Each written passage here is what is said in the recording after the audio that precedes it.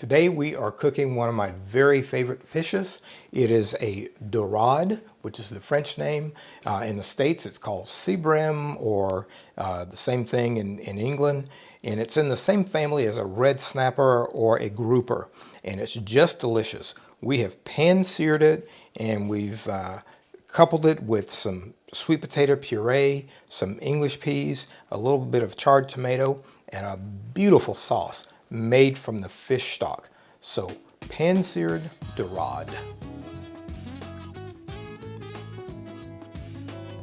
Hey guys, thanks for joining us. If this is your first time tuning in, let us know you're out there by giving us a big thumbs up below, and then hit that subscribe button to make sure you never miss a video. Now, let's start cooking.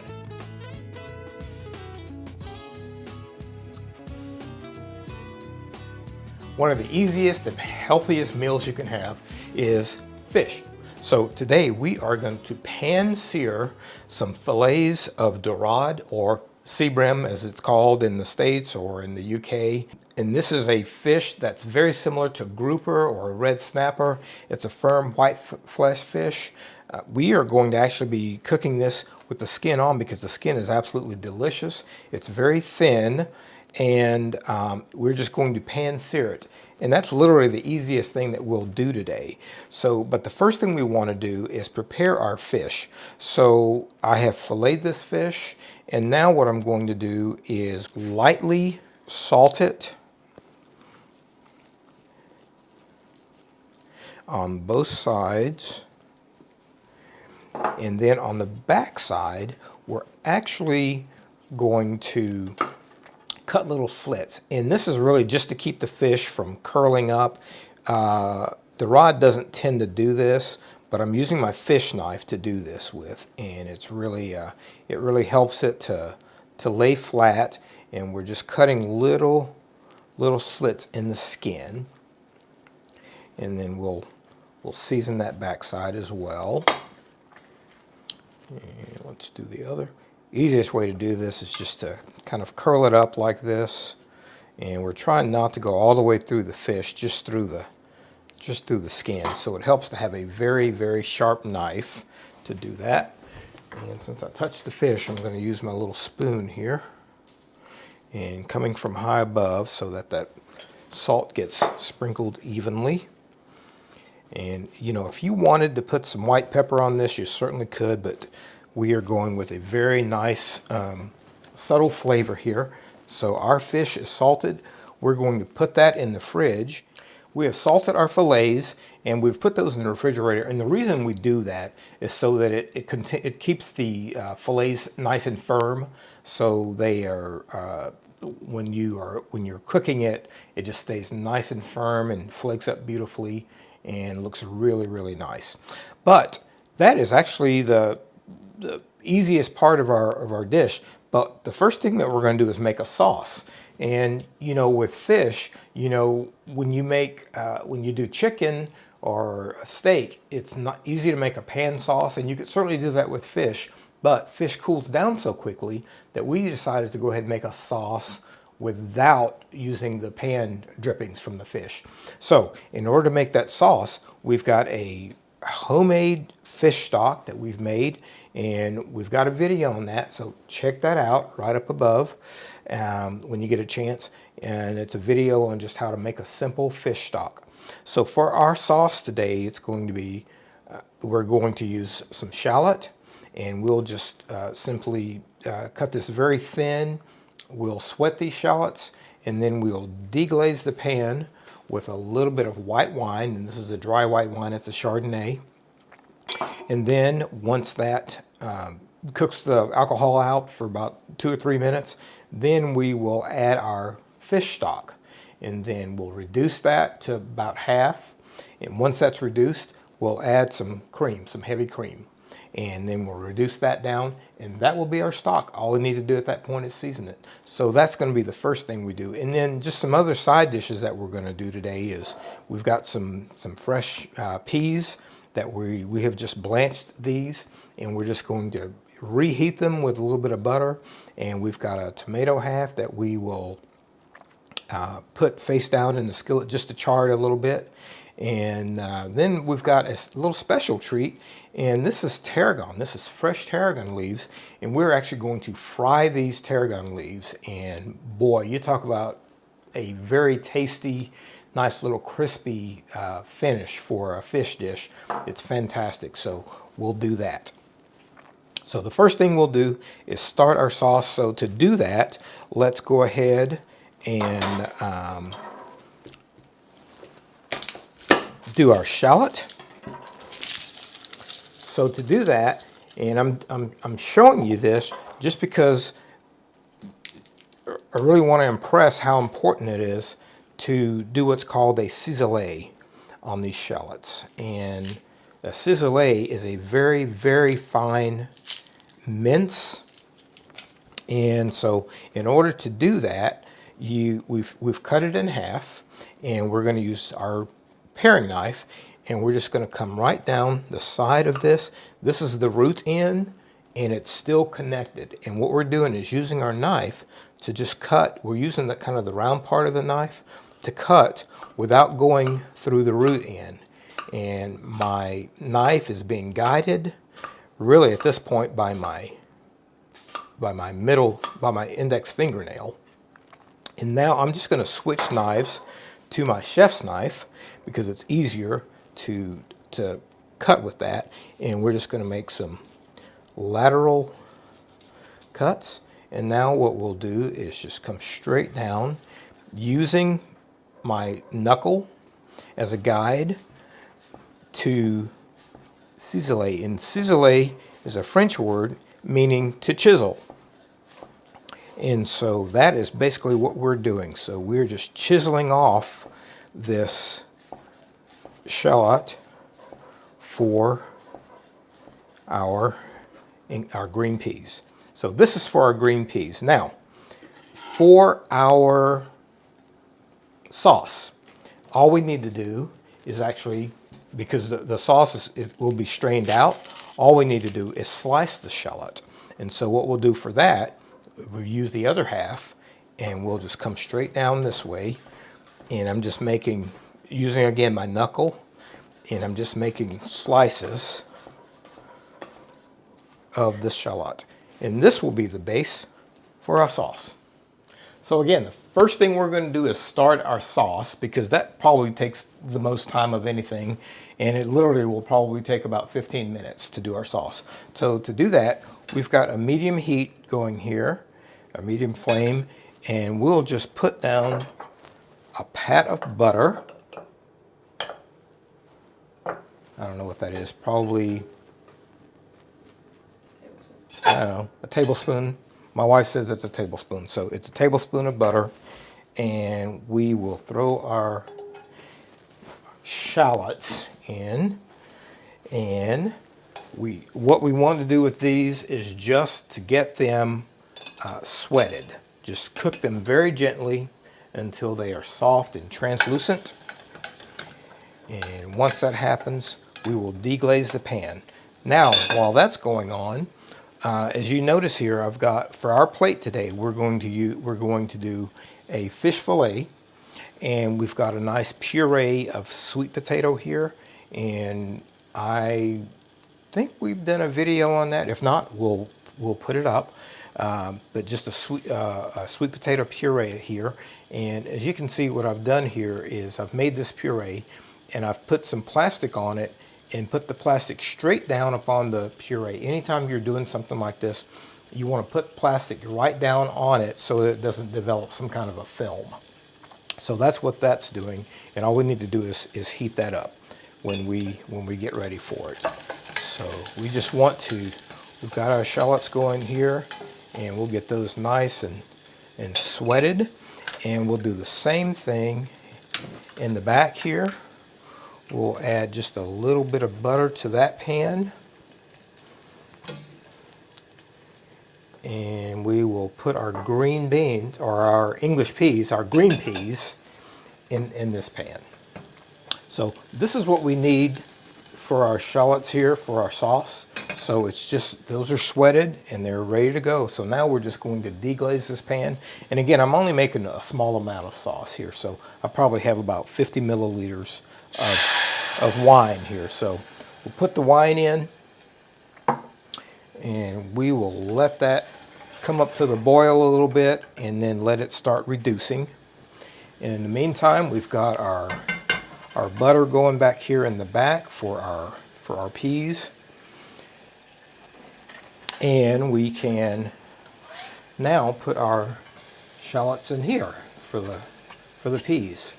And we literally will just let those get a little bit soft, similar to what we're doing with our sauce. And once those are just a little soft, we will then put our green peas inside. And we actually are probably starting a little bit early on that, but we'll be fine. And again, we don't want any color on any of these, so let's go ahead and throw our peas in. And we'll mix them around.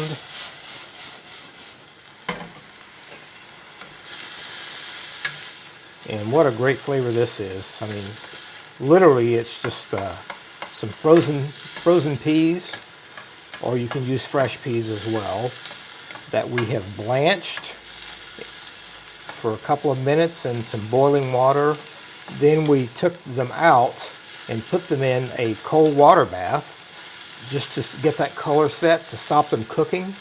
And that's why they still have that nice, beautiful green color. And we just need to, we'll season those just a little bit with a little bit of salt and maybe just a little bit of finely grated black pepper.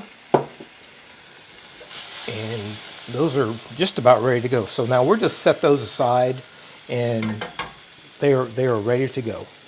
Got one escapee there. So, all right. Our sauce is good. We have reduced our white wine now to, it's almost, not quite a syrup. We're going to let it reduce just a little bit more. This is where you need to show a little bit of patience. And once this reduces, and this is kind of the same formula I use for many of these reduction sauces, as they're called. Basically, reduction meaning to reduce the amount of liquid so that the intensity increases. All right, that's nice and reduced. Looks very nice. So now we'll go ahead and put our stock in, and we're going to bring that to a boil. And then once that comes to the boil, we'll let it continue to cook and simmer until it reduces by half. And if you don't, if you don't have an idea, if you want a good guide to know when your stock, when things are being reduced, you can use a wooden spoon and just put that spoon in, and you can get the level. Just mark that with a pen, or just, you can make a little swipe with your knife or a little Sharpie, and when you put it back in to see how much your liquid has reduced, if it's half of that, then it's reduced by half. So that's a nice little trick in order to be able to do that. So that's going. Our peas are done, and so we'll actually take those out and let those rest in a warm oven, and we'll wait for our stock to come up to the boil. While our stock is reducing, let's go ahead and start our tarragon.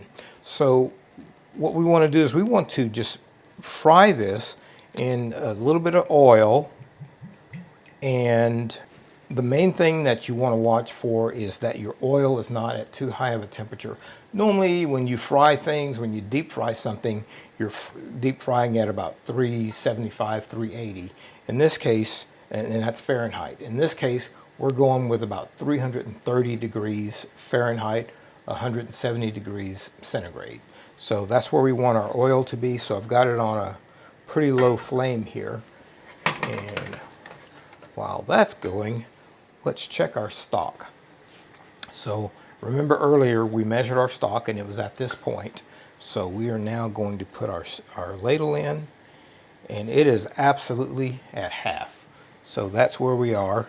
And now we can put our cream in. And what we want to do is whisk this in.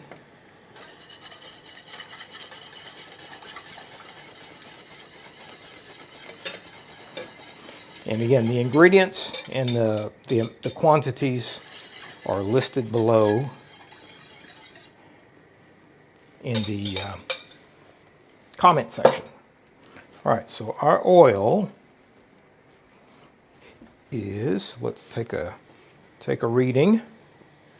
And this is not really an oil thermometer, but this should suffice for what we're doing today. And we're looking for about 170 or 330. Okay, we have just a little bit more to go, and that'll be good. All right, so with our cream on our sauce here, we just want to bring that up, and once it kind of gets to a boil, then we'll turn it down and let it simmer. Okay, so for our oil, let's just check and see. What I'm going to do is just put in probably my least favorite leaf, and we will see what that oil reacts like. It actually sounds like it's pretty warm. Okay, let's put this one in. And when you're doing this, what you're looking for is, you see the little bubbles? I don't know if you can see that around the edges of the leaf. When it stops bubbling, then it is done. It's ready to go. And you take it out, put it on some paper towel, and as it sits, it will crisp up. So those are ready to go. And now look at our stock over here. We are going to turn this all the way down now and just let that simmer. And we want that to, again, reduce. As a matter of fact, what I think I'll do is move this now to a back burner, because we can now start our fish. So the one thing it's really good to make sure about is that your leaves are dry when you put them in, and because if they're wet, you'll get lots of pops all over the place, which pops are okay, but not when it's going all over the place. So again, you're just looking for the outside of the leaf to stop trembling, and that means it's done. You see all of the bubbles are dissipating, so that's great. And this is a great technique to do with many other leaves: basil leaves, sage leaves. Thyme leaves are a little bit small, but the other important thing to remember is, as soon as you remove the leaves from the oil and they're still hot, is to go ahead and put a little bit of salt on them, and that will be your seasoning. Now, just take a look at our sauce back here. It is looking absolutely fantastic. It's reducing and concentrating, and I'd say it's just about ready. Look at that. Nice. That is definitely there. Let's give it a taste.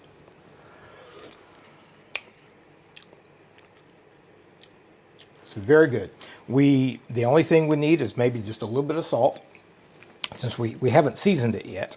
So we're just going to put a little bit of salt in it. But I'm going to go ahead and turn it off, because we don't want it to reduce too much and overcook. But look at the consistency of that. It's fantastic. So what we'll do now is we will turn it off, and we're going to strain it and transfer it to our other pan. All right, our sauce is sitting, and we're going to strain it out in just a second. But in the meantime, we are going to use, this is grapeseed oil, by the way, that we used for our tarragon leaves. So we've got, this is our fish pan, and what we'll do is go ahead and put some of the oil from this pan into our fish pan, maybe just a little bit more, and that will get our fish started. And just a word here, I am using copper pans. One of the things about copper is that you don't want to heat up a copper pan with nothing in it. You know, if you were using a cast iron skillet or something like that, you could go ahead and heat that skillet up before you put in your oil. But in this case, you're using copper. You don't want to heat your copper up without something in it. So that's what we've done. We've got our oil heating in here.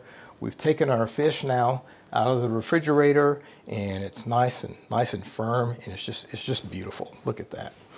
Okay, so we're going to let our oil heat up, and we want to get that fairly high, and for our fish. So we're going to remove the other oil, and now what we'll do is strain our sauce. Let's just strain our sauce into another pan, and that will strain out all of the solids from the,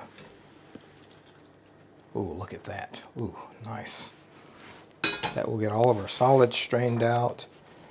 And go ahead and push it through. And that sauce is ready. I mean, that took what, 10, 12 minutes? Something like that. So great, easy technique for doing a fish sauce. As you can see, our oil is now starting to smoke, and we can turn that down just a little bit, and now it is time to put our fish in. So what we'll do is we will lay away. Remember, whenever you are putting something in hot oil, you want to lay away from you so that the oil doesn't bounce back up, pop back up onto you. So we'll put this in. And even though we scored our fish, it's still shrinking up just a little bit. But what we'll do is use our fish turner to just force it down. And once you push that down like that, it should be fine. Now what we're looking for when we're cooking fish is we will cook this fish, 80% of the cooking is going to be done on the skin side, because we want to get that skin side nice and crisp. So we'll let that sit in there, and we'll go ahead and let that crisp up. And now, just wanted to make sure you realize I didn't forget my lemons, but what we'll do with these lemons is at the very end, we'll just squeeze a little bit of this over our fish just before we take it out. Hey everybody, it's Walter from Artistic Gourmet Adventures. My wife Kim and I own this unique small group tour company where we host groups of 6 to 12 guests for 1-week luxury adventures in beautiful locations throughout Europe and the United States.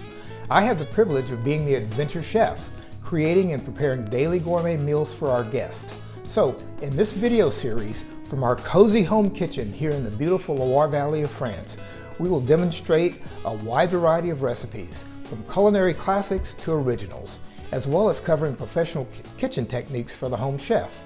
For more information on Artistic Gourmet Adventures, check our website, linked in the description below.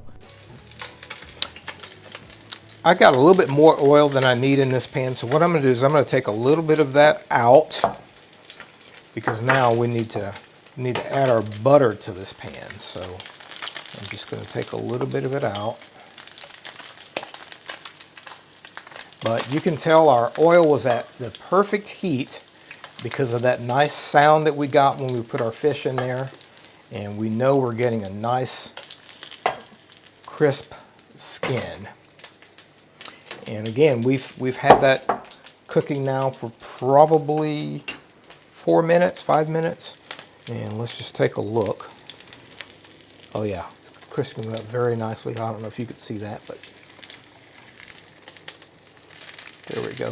But we can leave it a little bit longer. We want to go ahead and get that skin nice and crisp.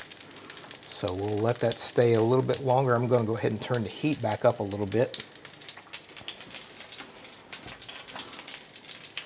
And now what we'll do is add a little bit of we'll add some of our butter in. and we'll start basting. And boy, talk about a nice flavor from this beautiful beer noisette or brown butter. And brown butter is not burnt butter. It's brown butter, and it is something that imparts an incredible flavor. It gives it a little bit of a nutty flavor, and even almost a sweet, kind of a sweet nutty flavor. But when you put this oil, this butter in addition to the oil, it helps the butter to not burn. So we'll let that continue to cook for a little bit, and you can see still our fish is it's mostly cooked on the other side, and we're just going to basically turn this over and we're going to kiss it on this side because we want it to be really fresh and not overcooked. So while our fish is cooking, I'm going to actually go ahead and we'll start heating up our side dishes. And this is our sweet potato puree. So we'll get that heated. And now let's turn our fish. And just doing that. Beautiful. Look at that skin. Nice color. Very nice. All right. And now let's continue to baste.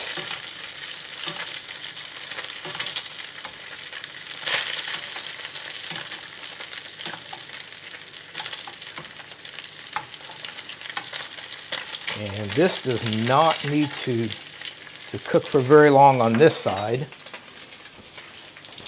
So we will take it out.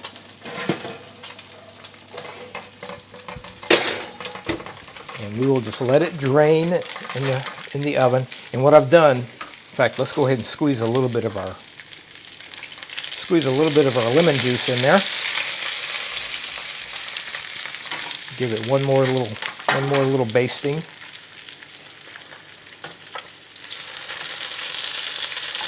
Perfect.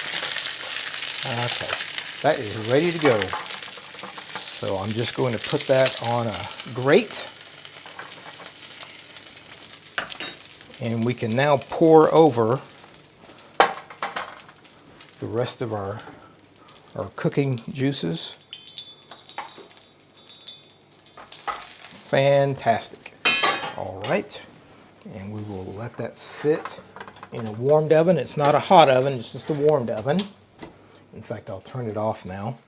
Our sweet potato puree is up to heat and it's hot as we want it, so we'll go ahead and put that in the stove in the oven and let that keep warm. And our sauce is doing great. It doesn't need to be scalding hot. So now let's go ahead and sear our tomato, and I'm just going to do a little bit of salt on it. You know, if we were outside and we had if we had a little portable grill here, that would be just fantastic. We'd be able to do that on there. But we'll just put that down. And we just want to get a nice little sear on that tomato.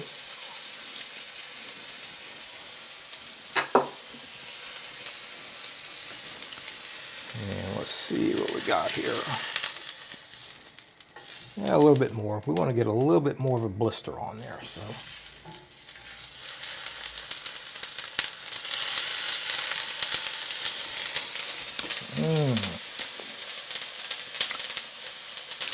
This process really brings out some incredible flavor in a tomato. It gets kind of it brings the sweetness out, you know, and the acid comes out. It's just really, really tasty.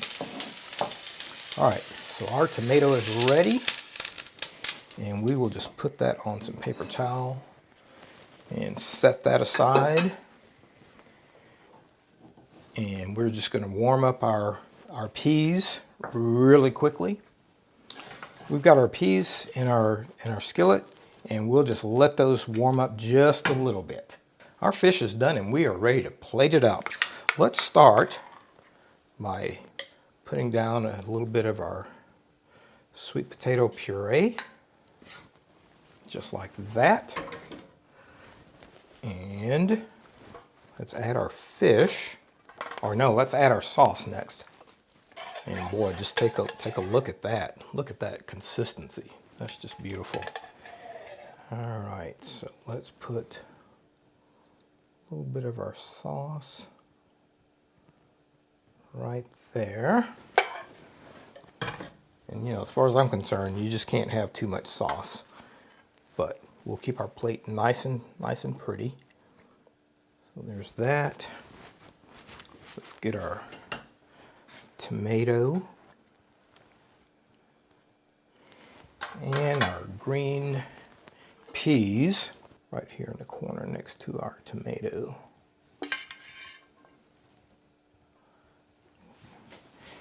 And last but not least, these beautiful tarragon strips that we worked so hard on. Okay. Nice and crunchy, as well as our fish. And we've paired this with the same wine that we used for the sauce, and it's a Chardonnay. It's a dry Chardonnay. It's a Burgundy Chardonnay, and goes perfectly with a beautiful white fish like this. And let's give it a try. First of all, I don't know if you can hear that, but it's nice and crisp. And you know, a lot of times people tend to peel the skin off and toss that away. But boy, on this fish, you're missing out if you do that. So we've got a little bit of the fish, a little bit of the sauce.